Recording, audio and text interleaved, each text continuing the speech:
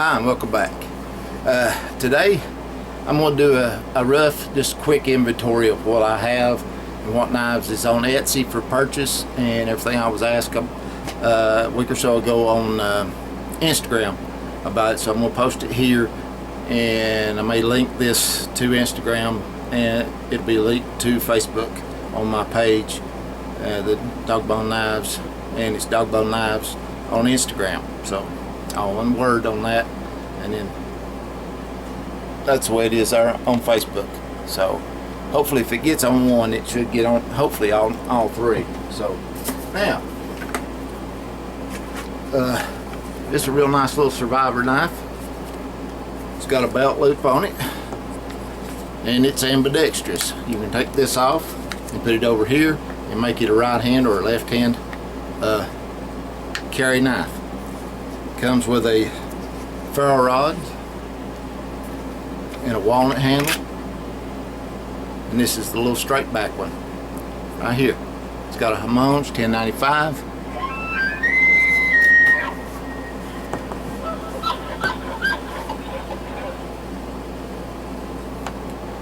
More spam, I'm sorry.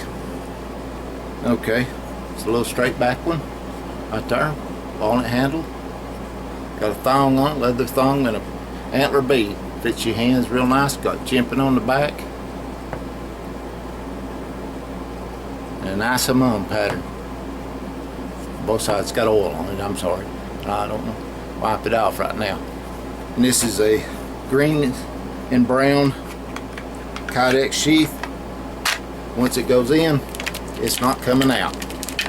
Unless you want it out. And you just take your thumb and give it a little tug, and out you go. Okay, that's one. It's on Etsy. Okay, here's one of my Survivor series knives. This is a smaller one, the medium sized one. You don't need a great big knife, but you do need a good knife. Now, it's got a mustard patina, and it's kind of got a the ferric chloride etch on it, and then put mustard on it and made it look like that. This has red oak, American red oak for a handle. It has a bearing block, or has a bearing here, so you can use it as a bearing block for friction fire for a bow drill. So, and it's out of the, sticks out of that. You could take this right here and push it down. Comes with a ferro rod. All this is removable and can be changed, swapped over onto the back side. See, every bit of this loop, it hangs when you sit down, gives this room to move, so you're not being gouged all the time. So this is also on Etsy. Now, right here's a darling little paring knife. It also comes with a ferro rod with a walnut handle on it. And it's got leather thong, brass bead, and I forgot to mention this one comes with it's got an antler tip on the ferro rod. Epoxy in, same way as the other ones right here, but this one's got a little lollipop shaped walnut handle. There it is. You talk about a pretty little knife. Now I've had this made for a while, and it's been there. I've used the ferric chloride on it, used a lighter fluid on it, and I've oiled it, and I've buffed it up with 4/0 or 4/0 steel wool, and it's been in here for a long time, since last year. I don't know why it hadn't sold yet, but I don't know. But it's got a cocoa bolo handle that's got a palm swell on it, nice little shape to it. That's got a lanyard tube, everything. A dandy little paring knife. No jimping on this one because it's little. It's just be like a little camp knife, tater peeler, onion slicer, whatever you want. Just wipe it off good, put it and wash it off and stick it back in the sheath, and you're done. This is also on Etsy. Okay. Here's a little It's a little gunmetal blue and gray. Use gun blue on it. No jimping. It's a drop point. It's got a Bubinga, or I believe it's Bubinga or Batuk. One or the other of them woods. I don't really remember which one it was, but anyway, fits your hand good. Everything nice, strong, and this one's going to be. I think this is going to be 01 steel. Could possibly be. It also comes with a sheath. It's ambidextrous. Just take that off. Put it on the other side. Carry it right or left-handed. Same way with the fire starter. And take it off and move it wherever you need to. Also on the Etsy. Now I was asked to do this now from Instagram, but okay. Here's the little harpoon point. This one has been done, and I polished it up right there, cleaned it off with a lighter fluid, and put oil on it. And it's been laying over here for 2 or 3 weeks. Ain't a drop of rust on it. No more. Now I'm not saying that I know how to rust proof a knife. I don't. Nobody does that I know of. But there's steps you can take to make the rust start later away.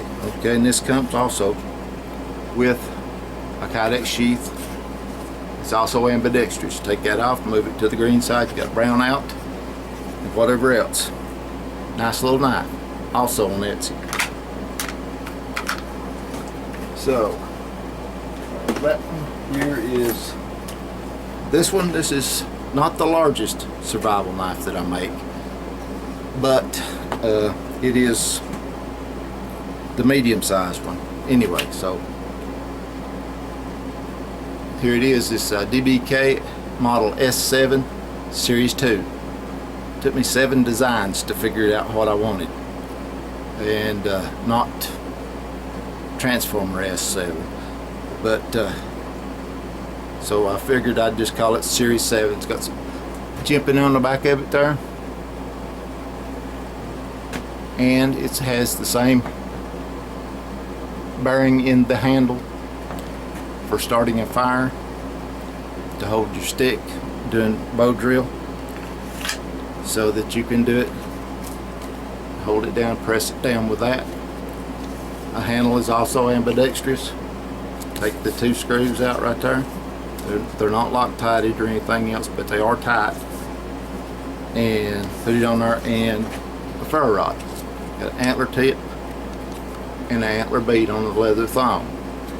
That's the, well, you see, it's to help hold it on there. Like that. Okay. Also on Etsy. Now, I've been a busy boy making knives. Okay. Here, this case right here, I've let it lay out here and get nasty. Okay. This right here is a Beaver Skinner's knife. It's a beaver knife. Beaver. Right there. And to watch me make it, here it is. Still no rust. Like I said, can I make one rust proof? No, I can't. It's got the fine line jimping on the back of it. This has the designation of MB4, model Beaver 4. Blade's about 4 inches. Now, and it also has the serial number of 0001. This is the first one that I've done. It is sharp to about right there, and I mean sharp. Brass bolsters, bone handles, green bone handles, and it has my dog paw print in there. I got, and a lanyard too. Okay, but that's not. It also comes with a sheath that's ambidextrous. take this off. I try to make them all that way, so for the left-handers and everything else. That's the reason I make these handles like this. They fit your hand, either hand, fabulously. You just wouldn't believe how good they feel till you get one in your hand. And well, also might move a little bit in there, but it ain't falling. But that's just one of the things that goes with it. Here is the other. What do you see there?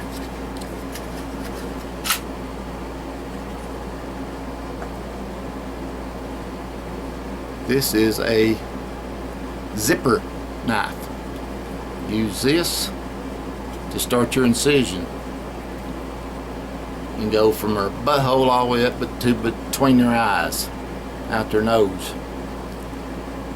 One motion. It's really thin, really sharp. I've cut myself a dozen times on this thing.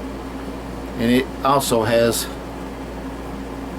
MA4, the serial number of 0001. A4, B4, both with the 0001s. So it tucks right down in there on that. So you have two knives with this one. This one is not on Etsy. Let me know whether or not you want me to put it on Etsy, or what, if somebody just wants to buy it outright from me. But you get a two for you. You get two knives for one money. So, and you didn't see any rust on either one of them. You know, I do my best to keep it at bay, and it's been in this. Now, that one's empty. Okay, here's another one. Oh yeah. This one comes with a right hand only leather sheath.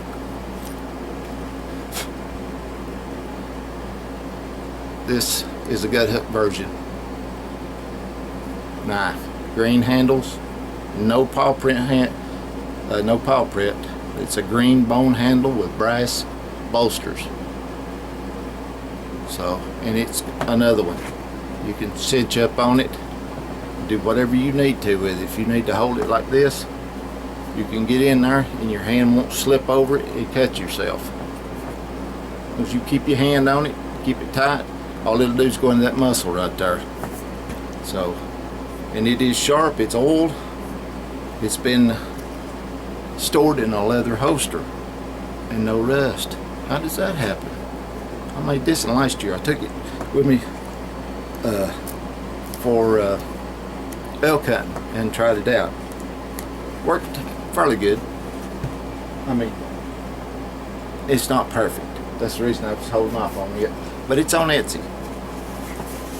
Redone a little bit on the gut hook to make it a little better. So it comes in a case. Most of them will. See what this is. Aha. Here's the little gentleman's apple peeler or whatever. This one is also on Etsy. It's been homoned, then it's been gun blued, the blade. Bolsters, or believe it or not, they are brass. And I just put them in the ferric chloride and it kind of bronzed them up. It's got a genuine bone on both sides. Right there's the spacer. Asian water buffalo jigged bone handle, 2 pins, domed. This one's kind of not domed as much as the back one. Good handle, good little size to use whatever. Also on Etsy, and it's been stored in a leather sheath. Shame on me for doing such things as that.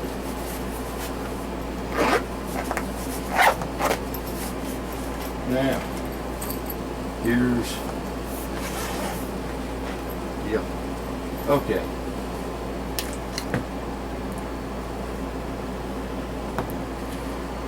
Also stored in a what? How dare you? How dare you store one in a leather sheath? Okay, right there.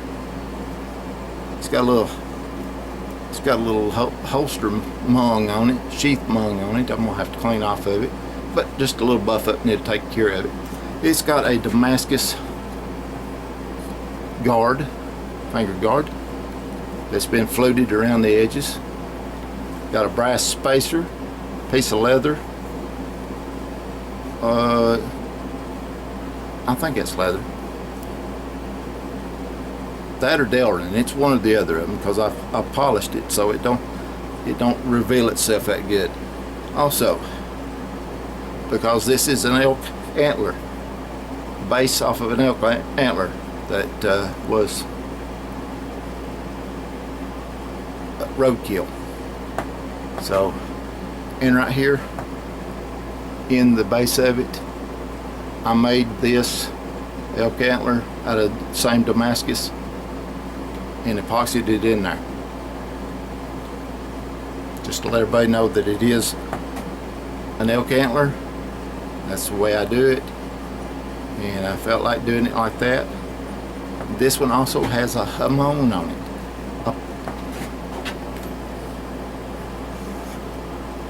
Since I need to get rid of that holster mung, most of it may wipe off pretty much. Okay. See that?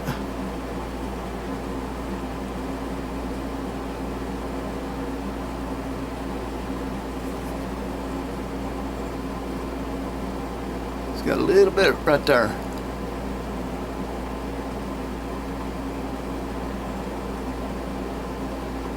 Anyway, it's got the hamon on it. This is just on the buffing wheel, polished. Didn't use no ferric chloride or anything to pop it out. It's also a 1095. Yep, it's 1095. If I'm forget to mention it, the ones on Etsy and everything, I think it's got the steel on it. I only use 3 types. That's 1095. I've got some 1080. I don't like it, but I've got some. And so 1095, 01, and 80 CRV2. So 1 common steel, 2 higher grades of steel. And so let's see what this one is. Oh yeah, oh yeah. This one is in a full case, full length case. It's all I had left on the antler. I mean the only sheath I had left, so I stuck it in this, and I've ordered some sheaths, so maybe they'll come before somebody snags it. Now, this right here got black handle. I don't know if you've seen if anybody's seen the knife that I done for the Seth Wood auction there, and give it to them. It's twin, identical knife. Well, not identical, but it's the same style, same pattern, everything. So, and I gun blued this one, and brass bolsters, bone handle. I'm assuming it's a cow shin bone, dyed black. My dog bone knives pin in it. No lanyard hole. It's got Paduke. No, that's not. I'm sorry. That's lacewood. It's got lacewood spacers in there between the brass and that. It's been buffed within an inch of its life. This has good slick feeling. Feels good in the hand. Its handle's a little bit short of that, but it gives you. It's still got good retention. Somebody with smaller hands than me would probably be all right with. And it's also on Etsy, and it's a 1095 blade also. So a little bit of chimping on the back. This slide, I should have moved my over, but I just got some stickers, so I decided I'd put them up, and I want to show them off for everybody. Tickled to death with them. right there. This is also on Etsy. Now comes the last one.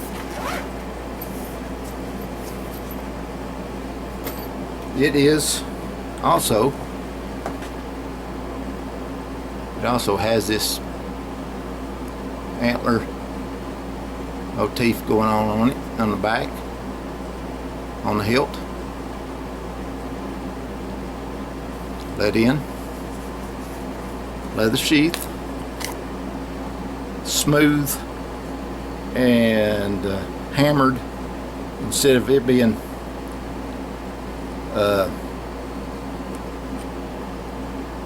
fluted or anything, it's just I hammered it, made it like that. Another antler base. It's off the same antler, that right there. And this has got a hamon on it. Now with this one, to kind of run the Damascus thing on there, I tried something, and what I done is I draw filed this to make it look like wood and everything, and it does. There's a little bit I'm gonna have to do the edge of this. I need to sharpen it again, just knock in little bits of rust off the edge of it where it's not got the ferric chloride on it. But anyway, it makes it look like wood, kinda what I was hoping, kind of a wood grainy pattern, but it's just straight grain. So, and it's also on Etsy. So this one, they fit either hand, but they fit one hand better than they do the other. And I'm not a lefty, so, but this one kind of fits pretty good in your left hand. It curves, it bows into your hand. Right there. Now this knife's expensive because these are expensive, and so these are really expensive. So you'd think that something that they dropped every year would be reasonably priced, but no, they're not. So anyway, the only knife that's not